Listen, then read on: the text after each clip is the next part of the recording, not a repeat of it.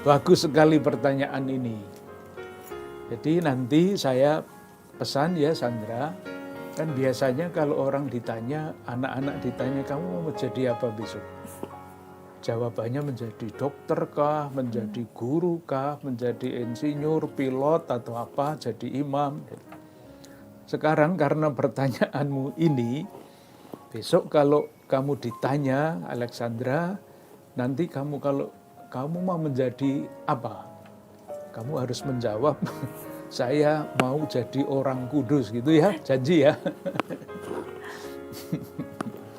Ya bagus pertanyaannya. Jawabannya begini, tanggapannya begini. Di dalam gereja Katolik, itu banyak orang kudus yang namanya santo dan santa. Orang kudus pria itu namanya santo, orang kudus wanita itu namanya santa.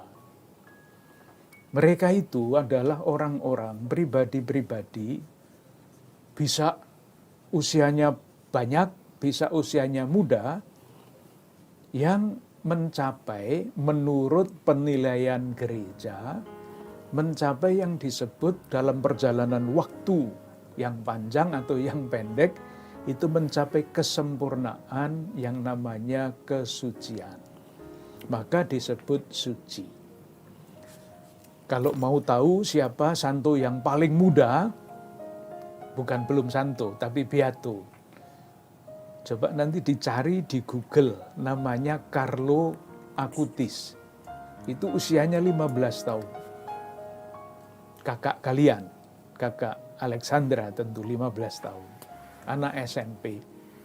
Pada usia 15 tahun, karena pada usia muda itu dia dinilai oleh gereja resmi, bukan oleh pribadi-pribadi seperti saya, seperti orang lain ya, tetapi resmi gereja, bahwa dia sungguh sudah sampai kepada puncak kesucian. Yang terkenal dari kata-kata Carlo Acutis adalah ini, dia sakit kanker darah, penderitaannya berat sekali. Tetapi dia berkata, saya mempersembahkan penderitaan saya untuk Tuhan, untuk gereja, untuk paus.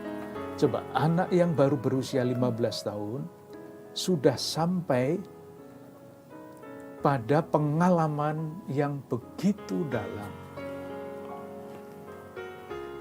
Atau ketika dokter bertanya kepada dia, kamu menderitakah, Carlo? Jawabannya apa? Saya gembira. Banyak saudara-saudara saya yang jauh lebih menderita daripada saya. Penderitaan itu dipersembahkan kepada Tuhan. Selain itu, dia adalah pribadi yang mempunyai tadi itu ya, devosi kepada Ekaristi. Dia orang muda, orang cerdas, orang pandai, pada usia 15 tahun sangat ahli di dalam IT. Dan dia menggunakan IT-nya tidak untuk main-main game, tetapi untuk menyebarkan devosi Ekaristi. Nah, ketika makamnya dibongkar, jenazahnya masih utuh. Ini tanda kesucian. Itu tanda orang yang suci, yang diakui oleh gereja resmi. Nah, kita tidak usah berpikir seperti itu. Tetapi bahwa saya, bahwa Alexandra, bahwa siapapun murid-murid Yesus itu dipanggil supaya setiap hari menjadi semakin suci.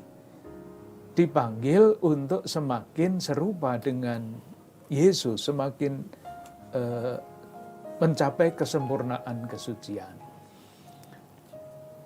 Paus Fransiskus memberikan contoh yang sangat bagus, caranya menjadi suci. Yang dipakai sebagai contoh itu seorang ibu. Nanti Alexandra bisa memahami sendiri untuk Alexandra kalau begitu jalannya apa. Begini, Paus memberi contoh, saya kutip 3 saja. Seorang ibu pulang dari bekerja, sudah lelah, mau istirahat. Tetapi salah seorang anaknya minta waktu, mau bercerita tentang harapan-harapannya. Ibu itu meskipun lelah duduk, mendengarkan dengan penuh perhatian apa yang dikatakan oleh anaknya itu. Paus Fransiskus mengatakan, satu langkah maju menuju kesucian. Sederhana kan? Yang kedua, pada suatu ketika ibu itu merasa cemas. Entah karena apa. Tetapi ibu itu ingat, ada Bunda Maria penolong abadi. Maka ibu itu mengambil rosario, berdoa. Paus mengatakan, satu tangga naik lagi menuju kesucian, semakin suci. Contoh yang ketiga, suatu hari lain ibu itu keluar rumah. Dan di jalan dia berjumpa dengan seorang pengemis yang kelihatan lelah, sendiri, sedih, duduk di pinggir jalan. Tentu di pinggir jalan ya tidak bisa di tengah jalan, ketabrak mobil nanti. Duduk di pinggir jalan. Ibu itu mendekati pengemis itu, menyapanya dengan kata-kata yang bersahabat. Paus mengatakan, langkah maju lain lagi menuju kesempurnaan kesucian. Jadi Alexandra bisa mencontoh yang dua itu, yang dua terakhir. Berdoa, rosario misalnya, atau berdoa yang lain. Dan yang ketiga tadi kan menyapa pengemis yang kelihatan sendiri, sepi, susah, disapa. Moga-moga menjadi bersemangat. Jadi kalian, Sandra, bisa nanti kalau sekolah sudah mulai lagi, setiap kali Sandra ini melihat teman yang baik dan memuji, kamu kok baik sekali toh, hatimu kok baik sekali, itu sudah jalan langkah menuju kesucian. Jadi jangan pikir yang macam-macam, orang kudus harus ada mahkotanya yang melingkar di atas kepala. Nah, kita mungkin tidak akan mencapai tahap itu. Tetapi rahmat Tuhan atau Tuhan selalu memberi kesempatan. Ketika kita berbuat baik, apapun perbuatan itu, itulah langkah menuju kesucian. Jadi ingat ya Alexandra, nanti kalau ditanya kamu mau jadi apa, jawab menjadi suci gitu.